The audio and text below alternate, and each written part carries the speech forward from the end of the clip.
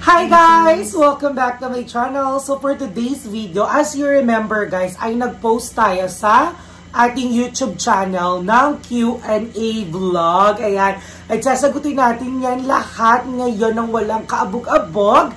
At ikikwento natin din ngayon kung bakit napaaga ang uwi ni Love. Yes. Labayas ka ng upo. Bakit kagarong ka? Sana mo pag-going track ka. Kung bakit napaaga ang uwi na ni Love ngayon. But na mag-focus tayo, magsisimula tayo sa mga tanong dito. So it's only 24 questions. So lahat ay mababasa natin ang mga tanong at sasagutin namin yan. Okay? Alright. So ang ating ang ating first question ay mula kay @silaiCalds 3445. Ayan, ang tanong niya ay, at your age, how do you manage stress and rejection? Ako siguro, at my age, I'm already 27 years nalulunod. I'm already 27 years old. So, ang stress ay hindi ko siya kinakain. Yun. Hindi ako nagpapakain na sa stress. Although, iniisip ko pa rin siya. But at some point, sabi nga sa akin ng mga ng mga naichi ko, ayan, nila mother, nila madam, always look at the bright side. Kahit gaano man at ano man yung pinagdadaanan mo, always look at the bright side. Kaya wag ka masyado magpakain sa stress. And nasanay na rin ako mag-handle ng stress kasi nung nag-call center ako, pagkain ko ang stress everyday. And then sa rejection kaya naman. Kaya kasi runtok mo kagabi yung dingding, di ba? At sa rejection naman, ako naman, I'm not afraid sa rejection. I just don't like the feeling of being unwanted. Yun yung pinaka-trauma ko. Yung maramdaman ko na parang hindi na ako kailangan, hindi na ako gusto, gano'n. Ikaw, how do you manage stress? Nai-stress ka ba? Hindi. Guys, naglalaro lang ako COD o kaya ML pag na-stress. Sa rejection, takot ka ma-reject? Hindi naman. Hindi ka natakot na baka nung pag-amin mo sa akin na mahal mo ako, i-reject kita? Hindi ka natakot? Hindi. Bakit? Inamin mo una eh. Kung kayo mo ko. Siya yung unang umamin bago ako. Bisyoso ka? Para para walang masakit. Eto, maganda to actually. Sismahan. Kay Sister Official. Since mahal mo naman ang mga baby becks, bebekes mo, now na siya naman ang umalis, ano ang mga naging realization mo? Kinakaya mo naman ba na wala siya or magugustuhan mo pa rin na andyan siya kahit huwag na mag-work? Actually, at first, sobrang lungkot ko. Siyempre, nalungkot naman talaga ako kasi that would be the first time na hindi kami magkasama for some days, weeks. Kasi from January, hindi na tayo naghiwalay, no? January or February? December. Hindi. Umuwi pa ako ng Cavite noon eh. Ay, hindi nung nasa, feeling ko January, no? So, nung January talaga, magkasama na kami, tapos nagdire-diretso na yun, hindi na kami naghiwalay. So, doon siya napamahal sa akin. At doon ka na rin napamahal sa akin. At doon ko naramdaman na parang, na-realize ko nung aalis na siya para mag-work na parang, oh my God, parang hindi pa ako ready, hindi ako sarili na malayo siya kagad na gano'n. And then, hindi ko naman siya pinigilan. Pinigilan ko siya, actually, not totally pinigilan nung una. Sinabi ko lang sa kanya, oh parang carry ko naman yan. Pero hindi ko sinabing huwag siya magtrabaho kasi nga, I realized nung sinabi ako ni GM at saka ni Again na parang mas nakakaawa siya kung ibibigay mo lang kaysa pagtrabahuan niya. And that's when I realized na tama nga. And he needs to grow. Kailangan niya mag-grow kaya hinayaan ko siya mag-work. No? So sasagutin natin kung bakit nandito siya agad. Ngayon alam mo na. Ito naman, at James Locuente 5458, saan kayo nagkakilala ng jowa mo? Saan nga ba? Ano, sa patay. Sa patay ng tito niya. Sa burol. Sa burol yun eh, no? Nagsusugol kami noon, guys. Ako magkikwento hindi muna. pa! Ako muna. Wait lang, eto sisimulan ko. Pumunta kami ron, guys. Siguro unang araw yung pumunta kami doon ng mga kaibigan ko. Nakapatid ko. Kasi kaibigan ko yung kapatid niya. Tapos nang pagpunta namin doon, nakita ko siya. Ang sungit. Hindi naman siya. Tapos nagla-live siya, ganon. Eh kami nagsusugal lang. Tapos niyayaya namin siya nang niyayaya nung unang araw pa lang. Hindi kayo pinapansin. Famous. Tapos nung pangalawang araw na guys, ayun. Napaglaro na kami. Laro-laro na kami. Laki na. Tapos nung pangatlong araw, yun, nag-inom na kami. Niyayaya na namin siya mag-inom. Pero ayoko talaga, di ba? Kasi pero ayun na hindi na siya daw nag-iinom. Ayun. So, ayun na nga, di ba? Yun nga yung mga nangyari. Tapos, ito naman, maganda tong question na to. At Nigel07, G4Z, aray ko! G4Z.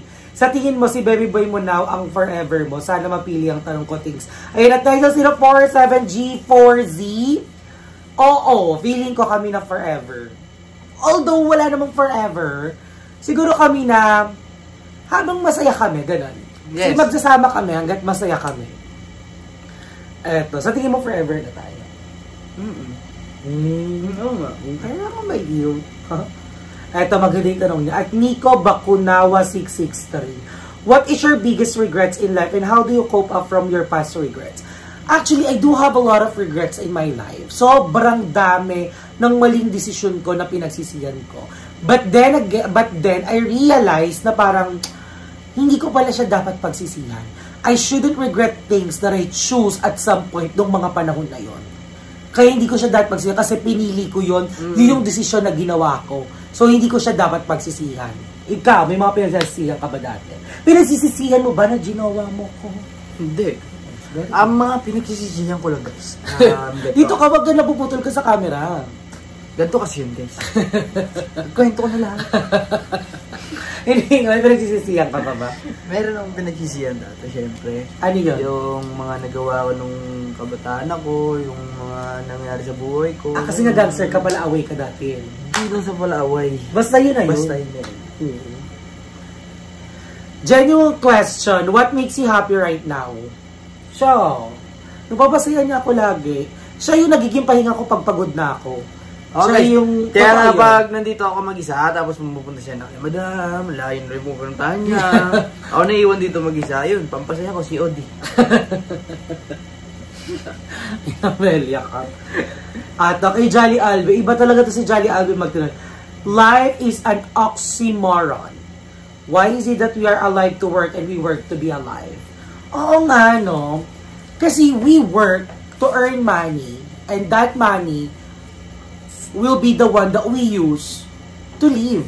Parang syempre, kailangan natin magtrabaho para kumita tayo ng pera at yung kikitain natin, yun yung magpapatuloy sa pagbuhay natin. Tama. Sa pamumuhay natin, para makabili tayo ng pagkain, inumin, di ba? Syempre, ng mga bayarin, huwag na lang magbayad ng mga bills, maputulan na lang ilaw ng tubig, huwag na bumili ng pagkain sa palengke. Kaya bawal tayong mapagod hanggat hindi pa tayo mayaman. Tama.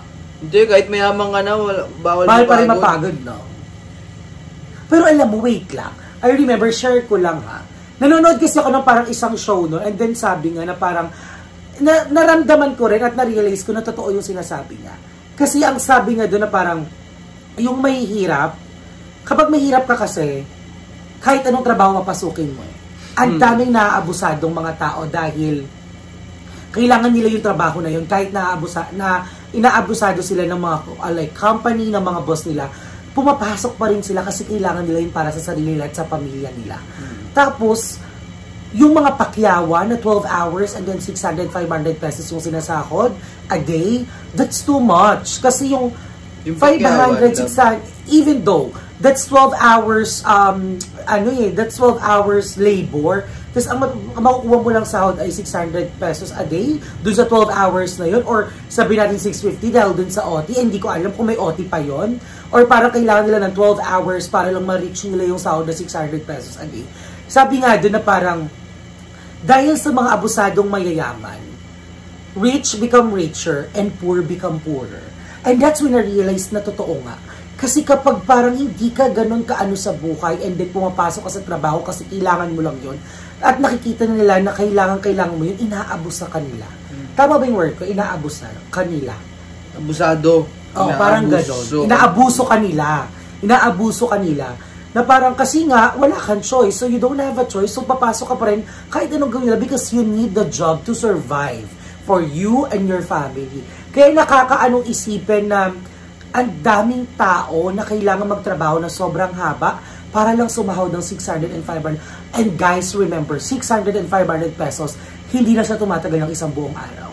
And I salute those people na nakapagtapos ng mga anak nila sa pagtatrabaho ng gano'n. Ang dami ko naririnig na gano'n na parang ang dami nakakapagpaaral. Ako I admit it na sometimes I am ungrateful from what I'm having.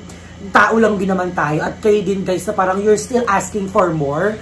Na parang, and then, One time kasi, I've said before, na parang sabi ng tita ko nun, when I was working, sa call center, na bakit daw, ang laki naman ng sahod ko, pero nauubusan pa rin ako, nagigipit pa rin ako, not totally nagigipit, parang nauubusan, nasushort pa din ako. Sabi niya sa akin, hindi mo ba alam na yung mga nagtatrabaho sa mga factories na kung magkano lang yung sahod nila nun, nakakapagpaaral sila ng anak at nakakabili sila ng motor, at ako wala ko nakikita at wala ko nabili nun. Yun yung naisip ko na oo, nasa tao talaga. Hindi totoo na when you're earning a lot, you're having too much expenses. Hindi yun totoo. Pero, cost of living, pero yun talaga, na kapag marami yung pera mo, mas dumadami yung responsibilidad mo at mga gusto mo kasi feeling mo kaya mo lahat. Tama. Nasa mid ako, ayun. May tanong dito, ilang taong ka na? Sabi ni Jovelyn Japon, 27 po, ikaw ilang taong ka na? I'm 19 years old. 19 years old.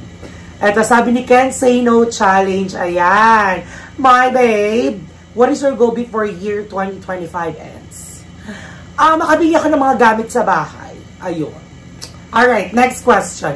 Napanood ko yung open forum ni Emma at Ege. Sabi doon gusto ng jowa mo mag-work para makabili ng gusto niya. Pero ikaw, ayaw kasi kawawa. Tapos sabi ni Jem, hindi dapat ganun. Dapat ayaw mo si jowa mo para hindi maging pabigat sa'yo.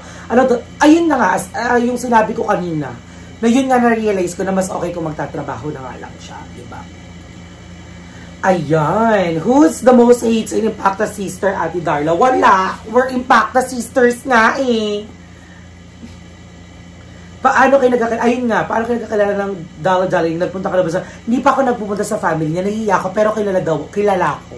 Kilala siya ng mother ko, tapos ng lola ko. Oo, kilala ko ng mama niya, ng tito niya, gano'n. Pati yung mga tito ko. Paano kung gusto magkaanak ng BF mo balang araw? Hindi tatanggapin ko. Kung gusto niya na mag-asawa ng babae para magkaroon ng pamilya, hindi ko yan inaalis. Sinabi ko sa kanya yun one time na, love, paano kaya no pag gusto mo na magkaroon ng asawa at anak? Sabi ko, huwag ka matatakot magsabi sa akin kasi hindi naman kita pipigilan. Hahayaan ka na kasi yun yung gusto mo at magpapasaya at kailangan mo yun. Diba? Sabi niya yun. College graduate po ba kayo? Hindi po. First year college lang po ako. Ito maganda. 2 years from now, how have you guys seen your relationship? Do you have plans for settlements? Thoughts in cheating? Siguro 2 years from now, kung talagang kami ang para sa isa't isa, kami at masaya pa rin kami, dire-diretso lang to. Siguro sa settlement, feeling ko nagsisettle down na nga kami, o live-in na kami, yung mga moms, charis. Thoughts on cheating? Ako, I don't give second chance pagdating sa cheating. Cheating is cheating. Kasi kahit anong klaseng yan, that's still cheating. Kahit anong klaseng paraan mo yung ginawa, cheating, basta cheating, alam kong kaya mong gawin ulit yan. Ikaw? Cheating sa cheating. Cheating na cheating. So, eto na nga. Sasagutin na natin yung tanong at sasabihin na natin sa kanila kung bakit napaaga ang uwi. Sabihin ko na? Guys, kaya nga po napaaga ang aking uwi. Ayun, kasi konti lang pala yung nakuha ni Tito ng mga tawag doon parang project. Konti lang yung nakuha niyang project. Yung nasa Mega Mall lang yata yung nagawa namin nun. Tapos yung nasa bodega na, hindi na ako pumasok, kaya gusto niya na daw umuwi ako. Miss niya na daw ako eh. Baliw, wala ka na kasing trabaho nun, sabi wala. Mo. Hindi, dahil yung nasa bodega, yung nagtatrabaho doon, yung matatagail na, hindi na kailangan ng maraming tao. Ano gusto na kitang umuwi? Tapos guys, sinundo niya pa ako. Hindi ka naman talaga dapat susunduin. Kilig na kilig ako, sabi ko, hala. Ambisyoso ka, hindi ka naman talaga susunduin nun.